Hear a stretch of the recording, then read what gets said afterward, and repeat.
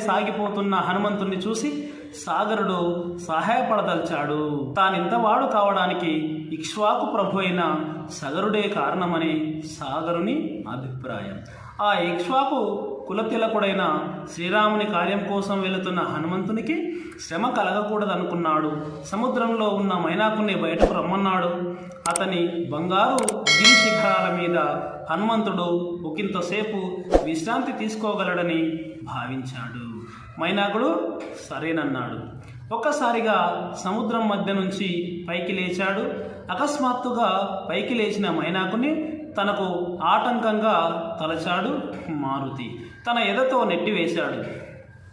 మైనాకుడు అబ్బురపడ్డాడు. మానవ రూపంలో గిరిశిఖరం మీద నిలిచాడు. సముద్రుని కోరికను తెలిపాడు. హనుమంతుడు మైనాకునితో, నీ ఆదరపూర్వకమైన మాటలకు తృప్తి